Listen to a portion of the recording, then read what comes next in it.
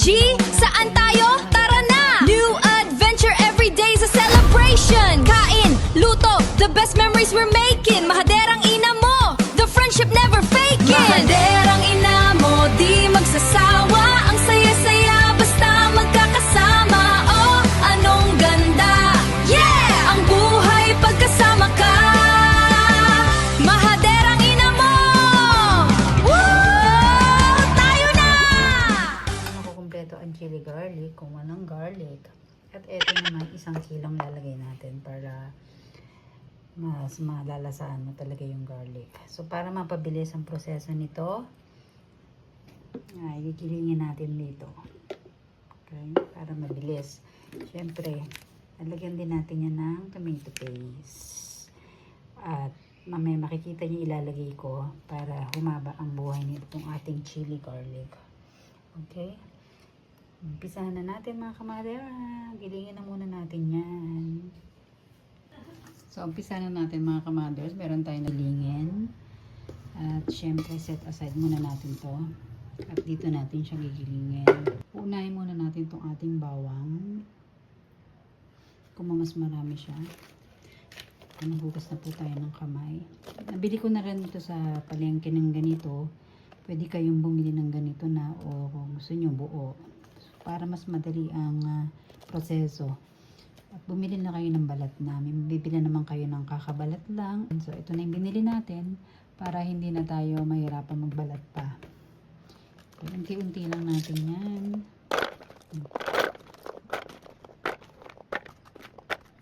Unti-unti lang siya.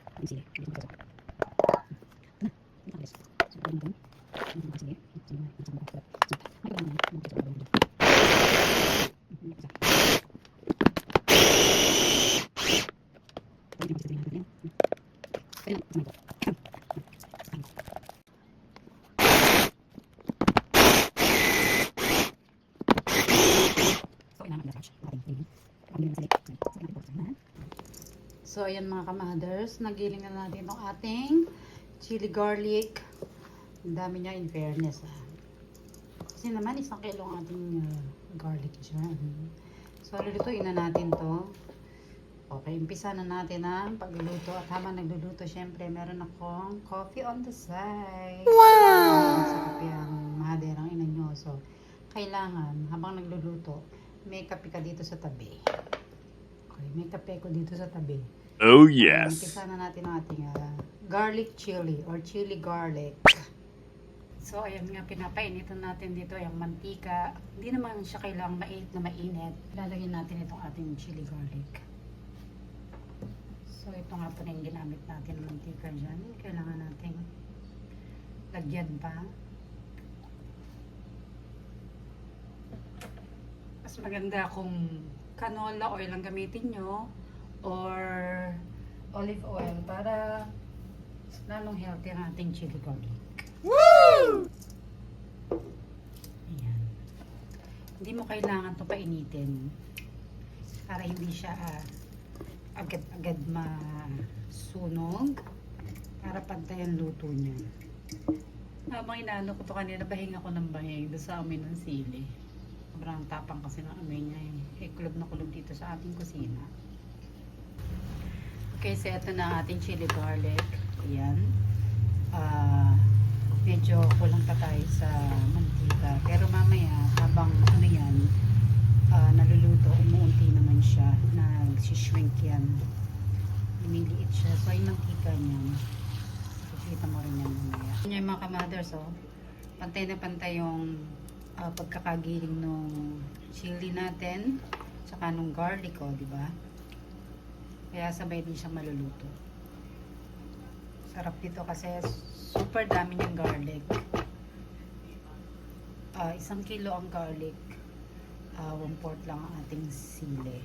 Inaamoy pa lang yan ang garlic na garlic. So mamaya na natin ilalagay ating tomato paste. At titimplahan din natin yan mamaya ng asin. Siyempre, pwede nyo rin lagyan ng kung ano gusto nyo mga makakapagpasarap dyan. Yan yung betchin o lagyan nyo ng magic sarap. So, akin, asin lang ilalagay natin. Tapusin nyo ang video na to para makita nyo kung ano pa ilalagay natin na makakapagpahaba sa buhay ng ating chili garlic. Hayaan lang natin siyang kumulo. Anong kumulo dyan? Sa mahinang apoy, hindi kailangan malakas. Luto natin itong ating chili garlic dito sa non-stick pan para walang masayang. Para walang dumikit. Sayang naman kasi yung mga dumidikit, diba? So, ayan. Hindi mo naman kailangan takpan.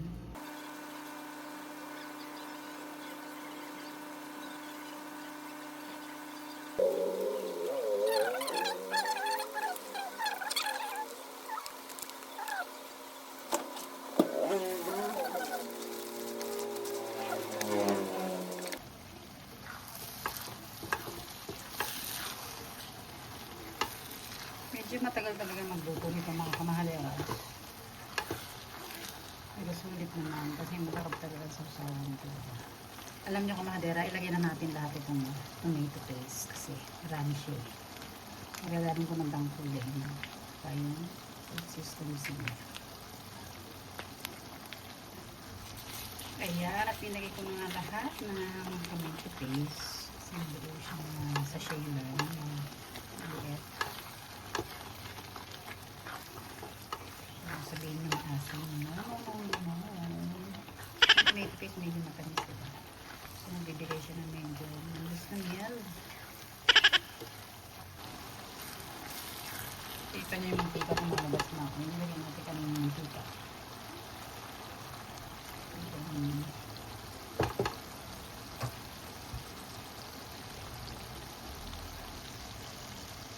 Nilagyan natin ng cloves. Ayan lang, konti lang.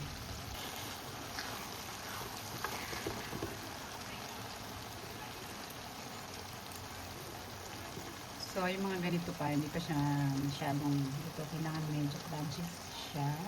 Kailangan na itong luto siya para umaba ang buhay ng ating chili garlic.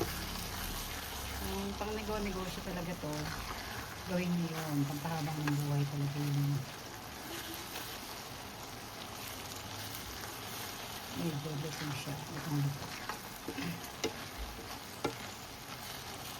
So, eto na mga kamahalera ang ating pampahaba ng buhay. Lahat ito, alam nito. Ito, syempre, suka lang.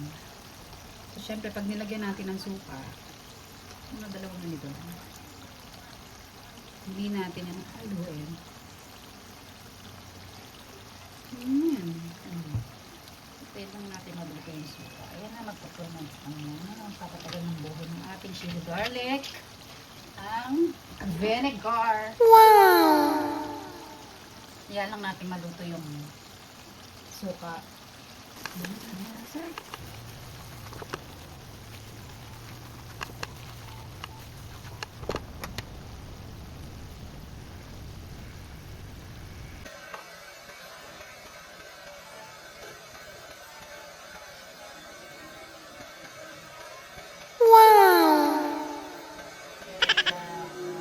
Konti na lang yan at lalagyan natin sa saging natin sa ating galapon na binandihan natin ng tubig para mas mahaba pa ang buhay ng ating chili garlic.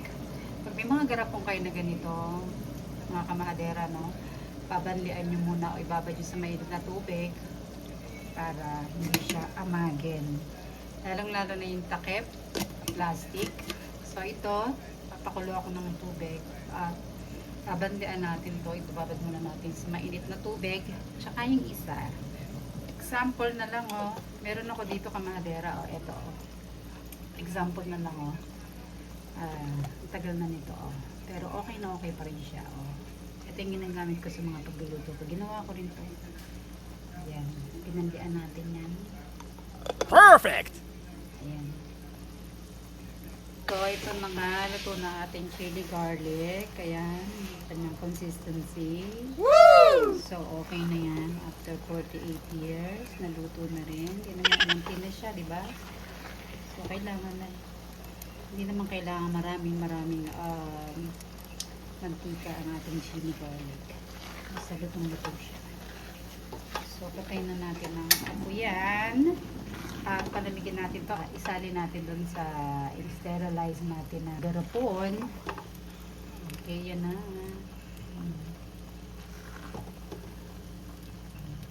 Meron ka ng pangsawsawan.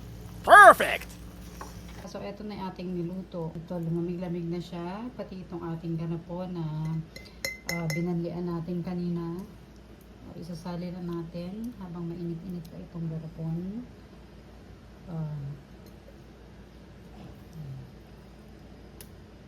Ito ang consistency niya. Yan. Handahan ng ating pagsalin. Ito yung hindi na mantika na chili garlic. So talagang chili garlic ang kanyang peg. So ayan, salin-salin natin dito. So itong isang buong garapon na to ay may-ari na nito. Siya. Ayan, ang init. Wait lang. So, dito naman tayo kanina sa binandian din natin lalagyan. Isang maliit na garapon. Magsasalin din tayo.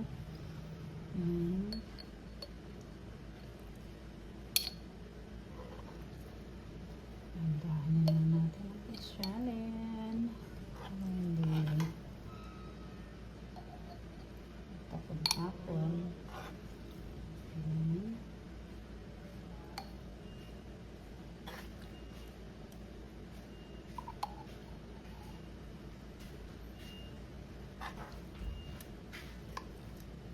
Sarap ito.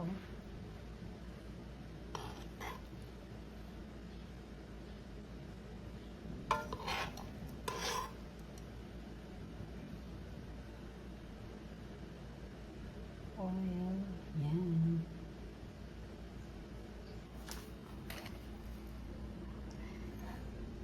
So, eto na nga kamader ay mga ginagawa nating chili garlic. Ayan, palalamigin muna natin yan. So, itong natira, isasalin ko rin ulit yan sa isang garapon pa. So, hindi muna natin yan tatakpan hanggang sa lumamig siya. Para hindi mag-moist at hindi siya magkaroon ng tubig-tubig sa loob. So, ayan. Thank you for watching, mga mahaderas. Gawin nyo na to. Very simple lang. Murang-mura ang sili natin ngayon sa palengke. So, bumili na kayo at gumawa na kayo nito. Pang saw-saw nyo sa araw-araw. Pwede nyo rin pang benta o pang negosyo. Thank you for watching, mga mahadera. Mga mahadera kayo. Ready, set, G! Saan tayo? Tara na! New